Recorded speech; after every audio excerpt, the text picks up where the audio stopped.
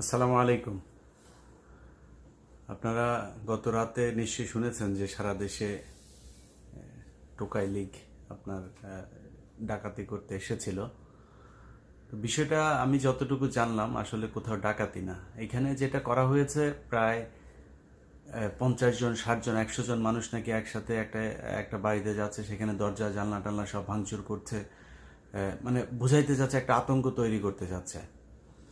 এখন আপনাদেরকে একটা জিনিস বুঝতে হবে যে বাংলাদেশ ব্যাংকের এখন রিজার্ভ যত, শেখ হাসিনার পরিবারের প্রতিটা মানুষের ইন্ডিভিজুয়াল ব্যাংকের অ্যাকাউন্টে টাকা তত আছে, তার চাইতে বেশি, কারো কারো তার চাইতে রিজার্ভের চাইতে অনেক বেশি টাকা আছে কারো কারো। অতএব তাদের এই যে টাকা, এই টাকা পয়সা তো তারা কাজে লাগাবে। তাদের এখন কাজ হচ্ছে প্রতিদিন, এই যে আজকে দেখেন না মাতাল জয় আপনার সারা রাত মদ খায়, তারপরে সকালবেলা একদম উদ্ভাস্তর মতো এসে তারপরে বলছে, ভাষণ দিচ্ছে যে তারা পালায়নি। ও তো মদ খাইছে সারা রাত, ওর তো কিছু মনে নাই যে ওর মাঝে পলায় চলে আসছে আন্ডা বাচ্চা সব নিয়ে, সেটা তোর মনে নাই। ও বলছে যে আমরা পালাইনি, আমরা আছি। সে নাকি আছে। তুই কোথায় আছিস বাবা বল? বঙ্গবন্ধু ওই স্যাটেলাইটের উপরে না কোথায়? বল কোথায় আছিস। সে নাকি আছে। ভারতীয় গণমাধ্যম দেখেন, নিউজ সারাক্ষণ তাদের বাংলাদেশ নিয়ে নিউজ। এদের মনে হচ্ছে বাংলাদেশ আমরাই তাদের কাছে ইজারা দিয়েছি বাংলাদেশের খোঁজ খবর রাখার জন্য। তোরা বাপ, তোদের তোদের এখানে মানুষের এখনো পায়খানা টায়খানা নাই, এগুলি নাই, এগুলি ঠিক কর আগে। বাংলাদেশের খবর নিতে আসিস কিসের জন্য? বাংলাদেশের খবর নেওয়ার মতো এই তোর আছে নাকি? হ্যাঁ, বাংলাদেশের মানুষ যেটুক হাগে তো একটু খাইতেও পাইস না, তো বাংলাদেশ নিয়ে তো তোদের চিন্তা কেন? তো তারা ওইখানে বসে আমাদের নিয়ে কথাবার্তা বলছে যে আমাদের দেশের অবস্থা নাকি খুব খারাপ, আমাদের দেশে চুরি হচ্ছে, ডাকাতি হচ্ছে, শেখ হাসিনার ব্লাউজ ট্লাউজ খুলে তারপরে পোলাপান দুষ্টুমি করছে, এই নানান কথাবার্তা। তো তোমাদের সমস্যা কি? আমার দেশে কি হচ্ছে না হচ্ছে সেটা তোমার জানার দরকার নাই তো। মন্দিরে টন্দিরে এইসব ভুয়া ছবি টবি দিয়া তারপর বলছে যে তারা এখানে মুসলমানরা, জঙ্গিরা, জামাত ইসলাম শিবির, এরা নাকি মন্দির টন্দিরে এগুলোতে নাকি আপনার করছে। অথচ জামাত শিবির মাদ্রাসার ছাত্ররা তারা গিয়ে তাদের এই যেই আপনার মন্দির টন্দির এগুলো পাহারা দিচ্ছে। তো আমাদের এখানে যে বিশৃঙ্খলা, এটা তৈরি করার জন্যই মূলত তারা এটা করছে। ডক্টর মোহাম্মদ ইউনূস আমি মনে করি এই মুহূর্তে বাংলাদেশের জন্য একটা আশীর্বাদ। অনেকের কাছে মনে হয় যে হচ্ছে এই কিছু মানুষ শুনছে যে ডক্টর মোহাম্মদ ইউনূস নাকি আপনার সুদ খায়, আর বাংলাদেশের সব হচ্ছে সাহাবিরা।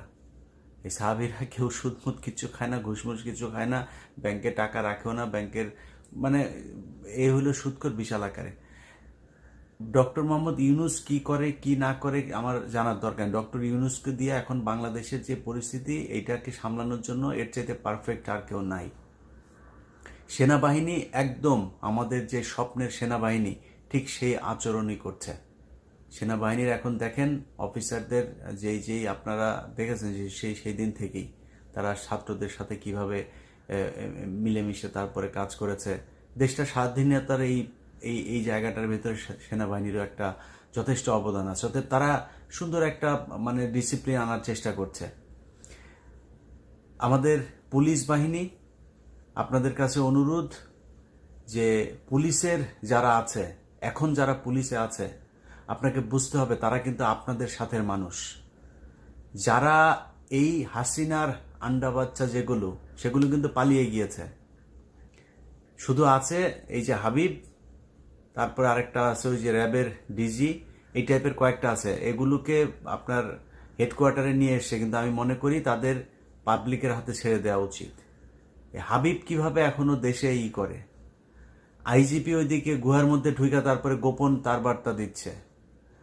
এদিকে পুলিশের আপনার এসপিদের একটা চ্যাট গ্রুপ আছে, সেখানে কিছু এসপি বসে তারপরে অন্য এই যে এসপিদের ইয়েদেরকে, কনস্টেবল তারপরে সাব ইন্সপেক্টর, এদেরকে বলছে তোমরা এসো না, তোমরা কর্মবিরতি পালন করো, হ্যাঁ আসার দরকার নাই। তারা এগুলি করছে। অতএব আমি পুলিশ ভাইদের বলবো, পুলিশ ভাই আপনারা আমাদের ভাই, আপনারা ছাড়া এই দেশের আইন শৃঙ্খলা রক্ষা করা সম্ভব না, যেটা এই গত কয়েকদিন ধরে ঘটছে। কিন্তু একটা জিনিস আপনাদের মাথায় রাখতে হবে যে এই পুলিশের বন্দুকের গুলিতে আমাদের দেশের অনেক নিরীহ প্রাণ ঝরেছে। এই পুলিশ গত এই 15 বছরে অনেক নির্যাতন করেছে মানুষের উপরে। সো মানুষের সেই ক্ষোভটা আছে, আপনাদের এইটুক অ্যাকসেপ্ট করতে হবে, কিছু করার নাই।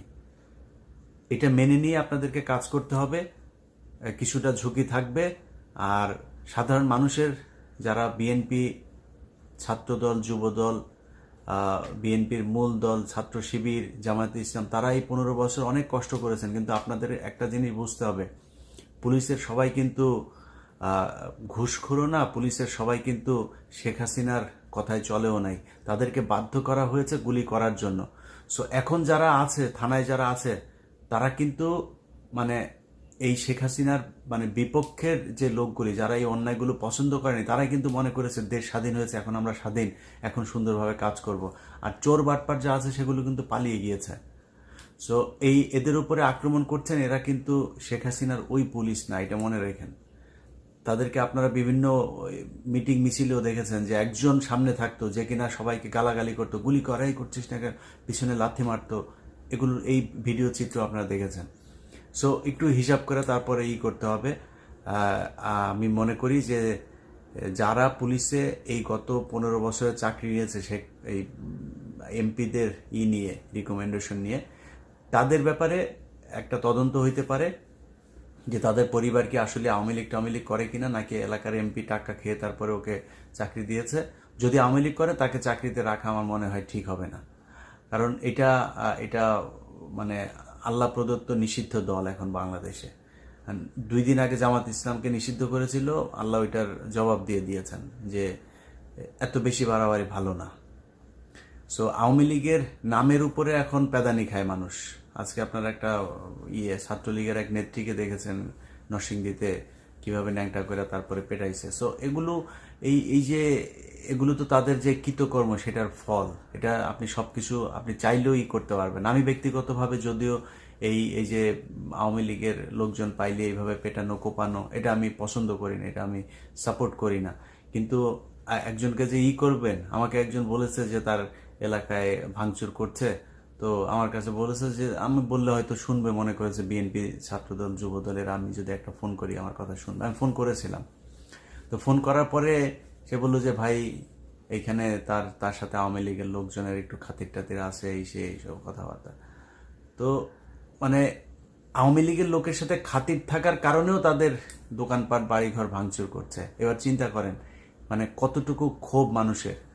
তো শেখ হাসিনাকে বুঝতে হবে যে আপা ঘৃণা কাকে বলে, এটা আমরা কিন্তু আমি অন্তত গত 5 বছর ধরে আপনাকে বলছি যে ঘৃণা কি, আপনাকে মানুষ কতটুকু ভালোবাসে, এটা আল্লাহ যেন সেই দিনটা দেখায়। সেই দিনটা এখন 15ই আগস্ট আসতেছে না, 15ই আগস্টে টের পাবেন যে এবার কত মানুষ আপনার 15ই আগস্ট পালন করে।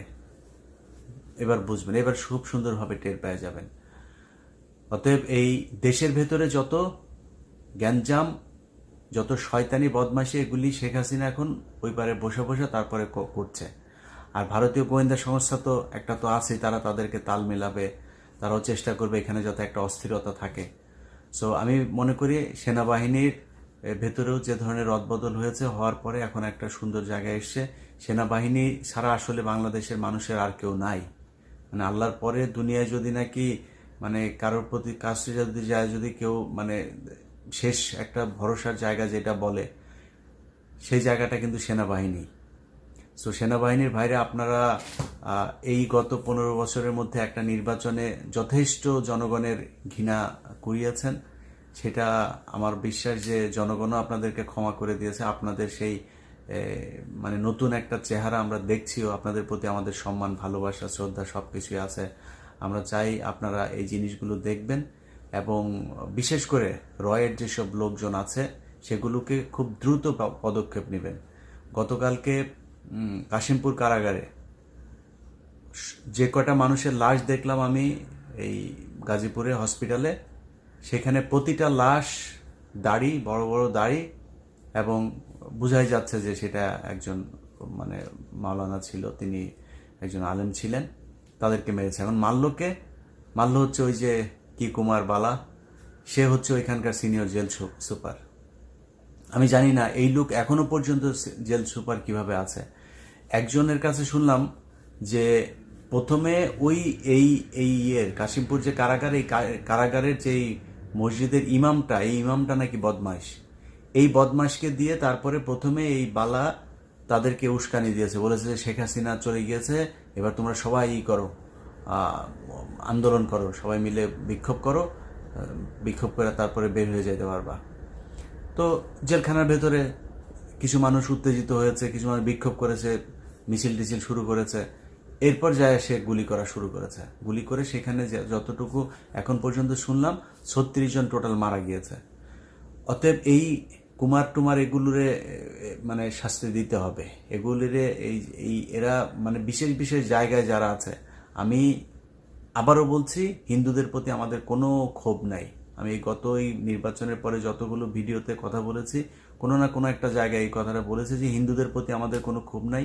বিশেষ করে হিন্দুদের কোনো ধর্মীয় উপাসনালয়, এগুলো সর্বোচ্চ পাহারা দেওয়ার ব্যবস্থা মুসলমানদেরকেই করতে হবে। কারণ শেখ হাসিনা ওইখানে বসে বসে এই শয়তানিগুলো সে এখন করবে, ডাকাত বানাবে, তারপরে এইভাবে এই যে এইখানে হামলা করবে, বিভিন্ন জায়গায় হিন্দুদের বাড়িঘর, পূজা মণ্ডপ, এগুলোতে হামলা করবে।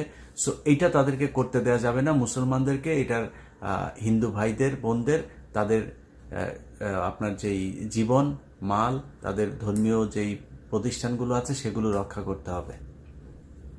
কারণ শেখ হাসিনা যেই মানে সমস্যা তৈরি করতে চাচ্ছে, সেই সমস্যার সমাধান কিন্তু এখন আপনাদেরকেই করতে হবে। পুলিশ কর্মবিরতিতে আছে, আমি পুলিশের ভাইদেরকেও বলবো যে আপনারা কর্মবিরতি থেকে চলে আসেন এবং জিনিসটা বুঝান। আপনারা যে 11 দফা থেকে শুরু করে বিভিন্ন করছেন, এটা মানুষকে বুঝাইতে হবে, মিডিয়াকে কাজে লাগিয়ে আপনাদের এই বার্তাটা মানুষের মধ্যে পৌঁছাইতে হবে যে আপনাদের অফিসারদের কারণে এই অফিসাররা এইভাবে আমাদেরকে বাধ্য করেছে, এইভাবে আপনাদের বুকে গুলি চালাতে। অতএব আপনারা ক্ষমা চেয়ে, আমার মনে হয় বাংলাদেশে মানুষ আপনাদের পাশে থাকবে এরকম কিছু একটা করলে। শেখ হাসিনা আপা সব শেষে বলে দেই, ওই যে ফারজানা রূপা আছে, ফারজানা রূপার মাথায় বিলি কেটে উকুন টুকুন আনেন। ফারজানা রূপারেও বলেন আপনার উপরে নিচে চুল যেখানে যেখানে আছে ওইখানে বিলি টিলি কেটে উকুন টুকুন আনতে। হ্যাঁ, এছাড়া আপাতত 2-4-20 বছরের মধ্যে বাংলাদেশের দিকে তাকানোর দরকার নাই। হ্যাঁ, রাজনীতি করবা, তোমার ছেলে আজকে বললো তুমি রাজনীতি করবা, আসো বাংলাদেশে রাজনীতি করতে। হ্যাঁ, রাজনীতি বাংলাদেশের মানুষ তোমারে করতে দিবে। এখানে বসে শয়তানি, তোরে তো শয়তান তোর কাছে বুদ্ধি নিয়ে যায় অন্যান্য জায়গায় শয়তানি কেমনে করা লাগবে এটা করার জন্য। শয়তানের ওই বলে না, শয়তান করে অস্ত্র দেয়, তারপরে ওই যে বুদ্ধি দেয়। তোর বুদ্ধি শয়তানের কাছ থেকে লাগে না, তোর বুদ্ধি এখন শয়তানের চাইতেও বেশি। শয়তান তোর কাছে এসে বুদ্ধি নিয়ে যায়, আমার যা ধারণা। সো ওইখানে বসে তুই শয়তানি করবি, তোরে ঠেকানো যাবে না, কিন্তু করে আসলে লাভ নাই। এতদিন ধরে যে পশ্চিমাদেরকে বুঝাইছিস যে আলেমদেরকে করার জন্য, আলেমদের বিরুদ্ধে করছিস, আল্লাহর বিরুদ্ধে যুদ্ধ ঘোষণা করছিস না, এখন দেখ তোরে কেউ জায়গা দেয় না, সবাই লাথি মারে। ভারত থেকে লাথি মারে যুক্তরাষ্ট্র থেকে যুক্তরাজ্য। এখন তোর যায় সেই মুসলমান দেশেই যা চাইতে হয়, আরব আমিরাত, সৌদি আরবে তুই এখন চাচ্ছিস তোর জায়গা দেওয়ার জন্য। সেখানে আমার বিশ্বাস জায়গা হবে না। মানে তোর তো শেষ হয় নাই, এটা বুঝতে হবে সবাইকে, যে ও যে পাপ করেছে সেই পাপের শাস্তি খালি ওরে গাটি সব টাকা পয়সা নিয়ে আরেক দেশে যায় বসে বসে খাবে এটা না। ওর পাপের শাস্তি আমার বিশ্বাস আরো বাকি আছে। শেখ হাসিনা তবা করো এখনো, আল্লাহ তোমার তবা কবুল হবে না, করে লাভ নাই, কেন তোমার ওই স্টেজ পার হয়ে গেছে, তোমার আর করে লাভ নেই। তুমি শয়তানি করো, আমার মনে হয় তোমার তবা টবা করার দরকার নেই, শয়তানি করো, করতে থাকো। আর দেশে যেগুলি আছে এগুলির ভেতরে যেগুলি কিনা বিপদে টিপদে পড়ে তারপরে আওয়ামী লীগে যোগ দিছিল, এগুলোকে কিন্তু আপনার এই মানে আমাদের মুসলমান সমাজে জায়গা দেওয়া যাবে না। ওরা তবা পড়বে, তবা পড়ে কালেমা পড়ে আবার মুসলমান হইয়া যখন কিনা আমাদের ধর্মে আসবে তারপরে এদেরকে রাখা যাবে। এর আগ পর্যন্ত এদেরকে আমাদের সমাজে রাখা যাবে না, ওদেরকে অন্যদিকে রাখতে হবে, আলাদা ধর্ম হিসাবে এদের কাউন্ট করতে হবে। সো অনেক কথা বললাম, আরও অনেক কথা বলতে হবে আসলে এখন যে সময়টা। তো সেনাবাহিনী, পুলিশ যারা নতুন আসবেন, সবাইকে বলবো যে দেশটা আসলে একটু সুন্দর করে গড়ে তোলেন। ছাত্রদল, যুবদল ভাই, আপনাদের কাছে অনুরোধ, সামনে তারেক রহমান প্রধানমন্ত্রী হবে। সো আপনারা, এটা আপনাদের দেশ, আপনাদেরকে চালাইতে হবে। আপনাদেরও অনেক দায়িত্বশীল আচরণ করা দরকার। দেশটা যেন আবারও সেই শেখ মুজিবের এই বিজম্মাদের মতো আবার মানে চাঁদাবাজি, লুটতরাজ এরকম জায়গায় যেন দুর্নীতি, লুটপাটে যেন না যায়। সবাই ভালো থাকবেন। আল্লাহ হাফেজ।